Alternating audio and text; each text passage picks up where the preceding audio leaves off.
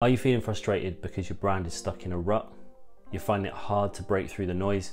Or maybe it's just not the level that you thought you would get to? Building a successful brand isn't easy, and there's a number of factors that can actually impede your growth. In this video, we're going to look at the 7 common factors that can stop a brand from growing and what you can do about it. Number 1, lack of clear differentiation. In crowded markets, a lot of the times what you find is that brands struggle to stand out, and this could be because they haven't articulated their unique value proposition effectively, they're not positioned as well as they could be, and maybe sometimes actually they've even started to copy the competition because they feel that the competition is succeeding in a certain way, so therefore they must be more like the competition. The issue with this is you start to blend in with the competition and you don't stand out. In order for your customers to remember you, you need to be different. You need to stand out, and you need to have some point of difference compared to your competition. If you don't have these things, it's hard for your audience to sort of place you where you fit in the market. What type of brand are you? How do you fit into their life? And some people get worried about this because they feel they're going to alienate certain customers or certain audience types, but it's better to draw a line in the sand and define who you are and who you're not than to just be everything to everyone. Brands that are everything to everyone, they fail pretty quickly. They blend in with everybody else, and they're not remembered for anything in particular. So they will lose customers based on things that you don't want to lose customers based on. Things like price, better features, stuff like this, as opposed to a brand that is completely different and has a differentiated approach, stands out from the competition. People from that will find it hard to leave because they're connected to your brand in some way, they're on a journey with you, and therefore they'll stick with you for a longer period. Number 2, inconsistent branding. This is one of the biggest things that we see businesses struggling with a lot of the time, is maintaining consistency with their branding, especially if they don't have brand guidelines in place, and especially if they're doing things in-house. A lot of times it can be really easy to utilize different color palettes, different typography, utilize your logo in ways that it shouldn't be being used, and all these things can cause visual inconsistency, which can confuse your audience. And on top of that, you can have inconsistency when it comes to how you position your brand in your audience's mind, the type of marketing you do, where you're marketing, how you're marketing, what your messaging is saying to that target audience.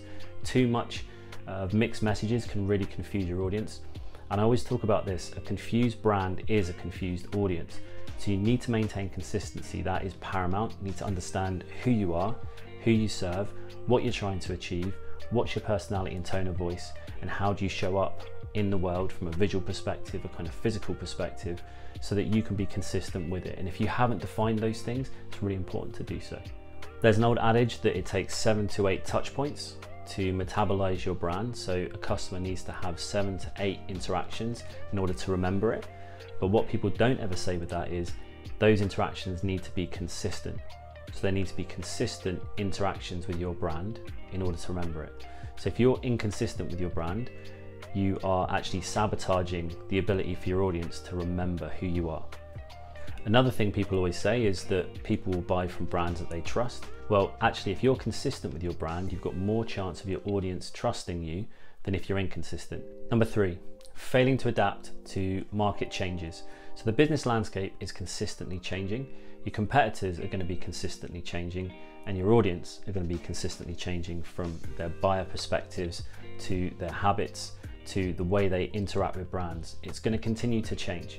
So if you get left behind, that's going to cause a massive problem for you. And it's one of the reasons you see some brands not growing, because they're clinging on to outdated strategies or outdated behaviors or thoughts or beliefs, when really the best thing you can do as a brand is, once you understand who you are as a brand, you have the foundation of who you are, the core brand, you should be able to adapt, change and evolve with the market, with the landscape. And you can actually do it a lot easier than if you are clinging to these old ways. We do a lot of brand audits, and when we look in certain industries, certain niches, you'll find a lot of times the big players are players that have dominated the space for a period of time, but then they've actually become quite complacent with regards to who they are, and they'll sit in their position without innovating, without changing, without disrupting anything, even with the market changing around them, because for them it's really difficult to suddenly pivot or shift. So actually, a lot of times for the smaller businesses or the disruptors, it can be easier for you to kind of pivot and move quickly. And you want to kind of think about that even as you grow as a business.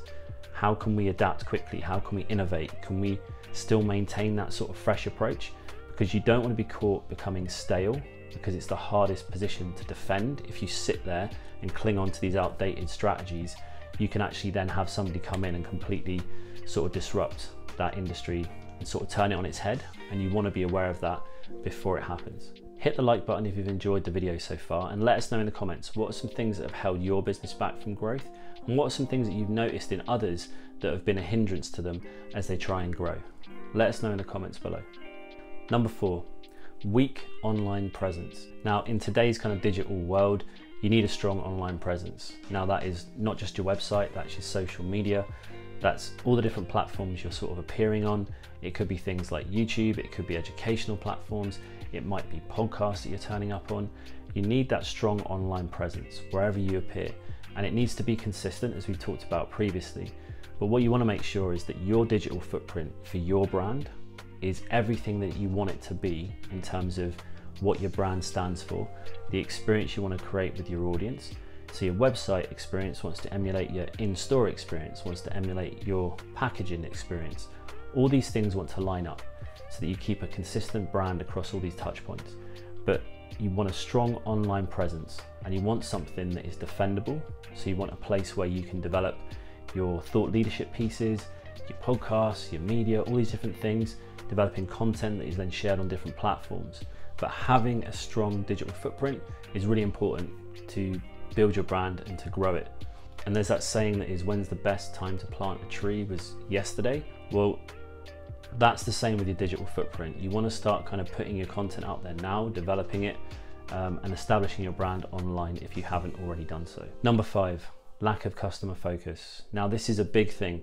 If you want a successful brand, you need to understand your target audience better than they understand themselves.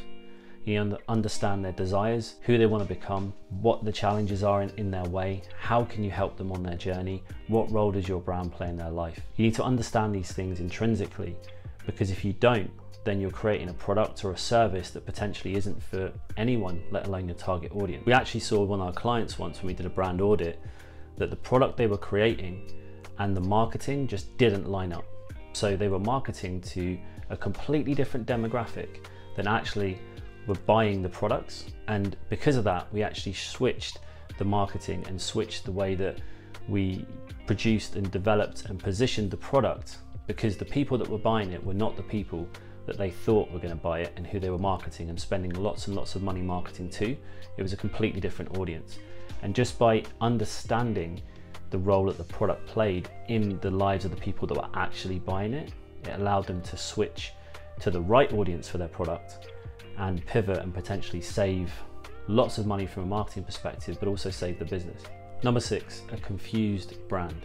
So we talked about inconsistency and how that can actually breed confusion in your audience. Well, what happens if you have a confused brand internally? So not just the inconsistency of how you're getting the marketing out, maybe being different, but a confused brand internally. And we've seen this a number of times, and it's actually where the framework that we developed, the unified brand framework, came from. Because working inside companies and then also working from a freelance perspective and going into board meetings where you'd sit around a table and everybody in that room would have a different idea on what the brand was, I started to realize there was a real big issue with a lot of corporates, that they weren't on the same page. So you'd have all these decision makers that would sit around and they'd have a different idea in their mind of what the brand was. So the whole idea of the unified brand framework, and something that's really important to do as a business, is to understand and clarify and define what the brand is intrinsically, so that everyone's on the same page, no matter what department you're in, no matter the size of the organization. And that really helps then with marketing, with sales, with customer service, product development, innovation. All these things just ramp up because you actually understand who you are, the identity of the business, who you're trying to reach, and how the best way to reach them is. So it's really important to get a handle on this, because it can cause lots of problems internally, not just with marketing, but with culture. It can cause issues with different departments being on different pages, alienation of customers, lots of different things. So it's important to get handled. Number 7, inability to effectively communicate your brand to your target audience. So essentially poor messaging, but it goes a little bit deeper than that. So there's a lot of businesses that struggle with communicating what they do to their target audience. And we see it a lot with a lot of startups, and it's It's a really sad thing to see because a lot of startups have an amazing product, amazing service, but they never quite communicate it effectively to their target audience.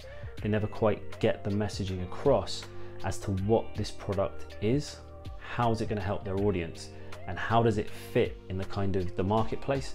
And a lot of times if you're developing a new product and sort of addressing that into the market, and maybe even if it's a new product, a lot of times it might be something that is in a new category. And if that's the case, when you have a new category, you have to promote the category as much as the new brand, because there's no place in people's minds for the category. It's not like having a subcategory of an existing one. So like a light beer, which is a version of the beer category, you've got a light beer. It's easy for people to sort of understand, they have a reference point. But a lot of startups, especially sort of SaaS products or even sort of new kind of tech products, they create a new category, but they don't promote the category, so that the audience is kind of baffled as to what is this product. So you need to communicate that to your target audience, but you need to also communicate what it is that you do for them, where are you taking them, what problem do you solve, and how do you fit into their life. And there are so many brands that have not quite made it just purely through poor communication alone, and the fact that they've never actually managed to tell their audience what it is the brand is and what it does. And it's a real shame because there's so many great products out there that never quite make it. So this is a really important step, is to communicate effectively to your target audience what your brand does, what is unique about your brand, what's your UVP, what differentiates you from the competition, and how do you fit into your target audience's life and the journey you're going to take them on. So if your brand isn't growing as quickly as you'd like, then consider these 7 factors that could be holding your business back and take steps to proactively address them, because you need to do that now. It's something that if you leave over a long period of time, it can cause a lot of problems. So go back through this video, address those problems, and watch your brand grow. So now you know the 7 factors that hold brands back from growth. If you'd like to know where your brand is strong, where it's weak, and where it could improve, we actually have a 4-minute brand power test that goes across 5 key areas of your brand, and we'll give you a percentage score out of 100 at the end of it to let you know what areas you need to focus on to improve your brand. So if you're interested in that, the link is in the description below. If you've enjoyed this video and you'd like to see more, please subscribe using the button below the video and hit the bell notification so that you're notified every time a new video drops. Videos come out weekly. They're designed to help you unlock your brand's potential so you can stand out from the competition and create more impact. Have a great week, catch up soon, and keep those brands unified.